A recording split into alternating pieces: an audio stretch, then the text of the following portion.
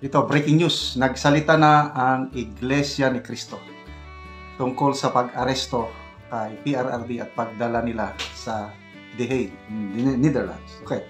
News 5 na post 12 minutes ago. Title of the post. Kung ano ang tama at kung ano ang nasa batas, yun sana ang dapat pairalin. Ito ang iginiit ni Brother Edwin Zabala, tagapagsalita ng Iglesia ni Cristo, kaugnay sa pag-aresto kay dating Pangulong Rodrigo Duterte at paglipat ng kanyang kustodiya sa International Criminal Court.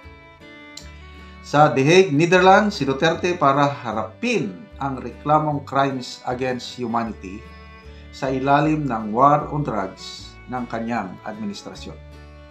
Giit ni Zabala, sino mang Pilipino na lumabag sa batas ay dapat litisin sa bansa.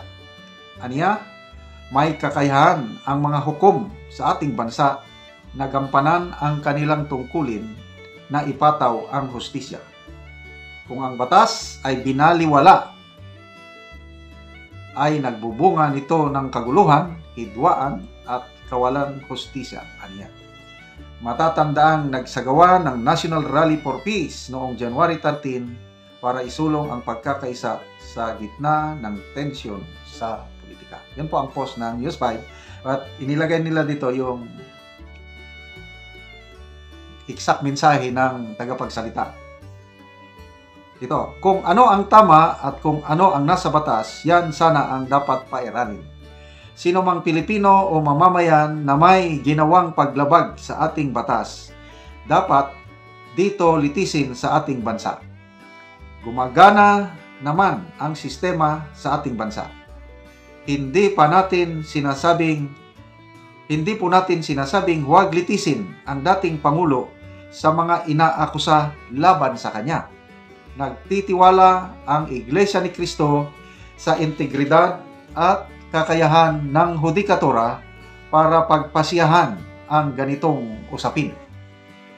Brother Edwin Zabala, spokesperson, Iglesia ni Cristo, March 21, 2025. Okay?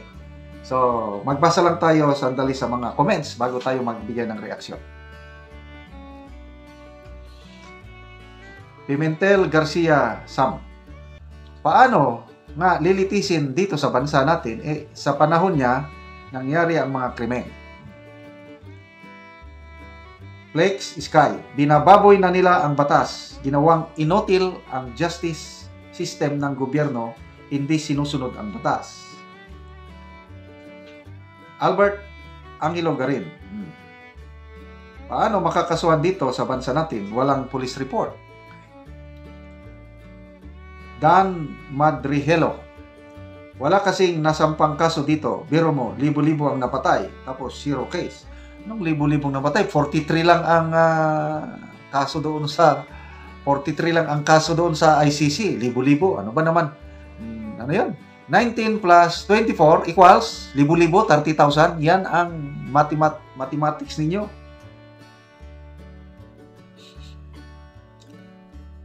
Aristeo, dito sa Pilipinas litisin para magamit ang mga sumusunod. Influensya, wheelchair, Negres, St. Luke's. Ray Nick, kaya pala may 3 presidente na kung di napawalang sala, halos di naman umusad, karamihan ang kinaso sa kanila. Marcos Sr. Estrada, GMA. De La Salde Gomez, tama naman ang sinabi ng Iglesia, wala naman silang pinapanigan niyan. Kung susundin talaga ang tama, ang batas, di wala sanang di pagkakaunawaan. So, ang Jele de Maapi, tama naman ang stand ng Iglesia ni Cristo. LJ Jelly, paktay na INC versus Ngagba.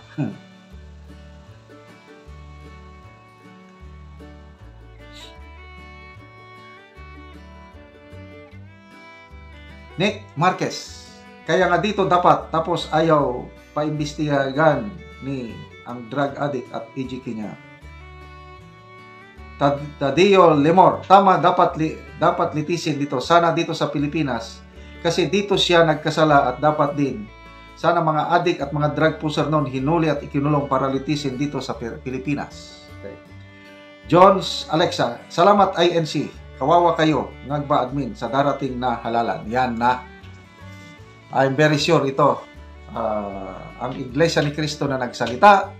Tama naman. Ako, sang-ayon ako sa paninindigan ng Iglesia, umiiral ang ating investigative, prosecutorial, at saka judicial system. Investigative, yung NBI o mga police, nandiyan naman. Prosecutorial, yung mga fiscal natin, DOJ, nandiyan. Judicial, mga korte natin, umiiral. Kaya nga, sabi ni Soljen Guevara is, functioning ang lahat. Bakit tayo mag-ano sa ICC?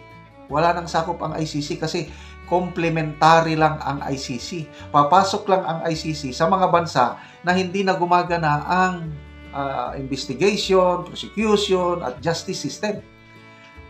Buhay na buhay ang justice system natin dito. Kanina nga si Ombudsman Martires, nagsampa ng kaso laban sa 7 associate justices ng Court of Appeals. Ayun, ang Korte Suprema, uma-action, mabilis. Bakit mo siya dadalhin sa foreign entity? Kaya mabuhay ang Iglesia ni Cristo. Dapat kung ano ang tama, yun ang gawin. Kung ano ang nasa batas, yun ang pairalin. So, salamat mga kaibigan sa inyong pagsubaybay. Nakakatulong kayo ng malaki sa ating tribong Talandig dahil ang sweldo natin sa channel na ito ay tinutulong sa Talandig na tribo sa Bukidnon sa pamamagitan ng pagbibigay natin ng yero at pako para ma-repair ang sira-sira nilang bahay. Panoorin nyo ang video na ito. Huwag mo na ni ang yero nga ihatan.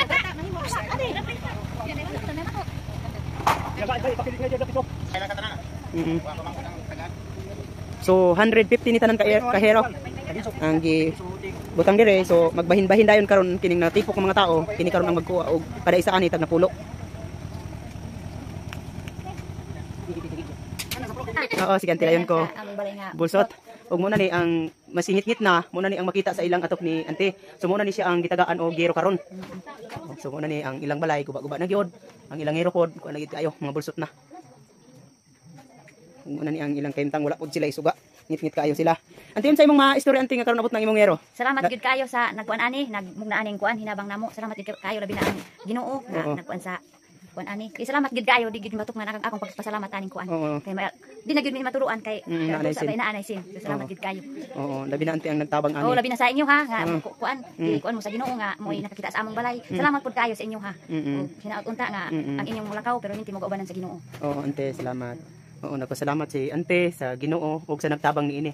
Ug labi na sa nagatanaw sa video. Daghang salamat sa inyong pagtabang ug ginaot daw nga tagaan tatanan sa Ginoo maayong panglawas. And God bless. Salamat. Salamat ante.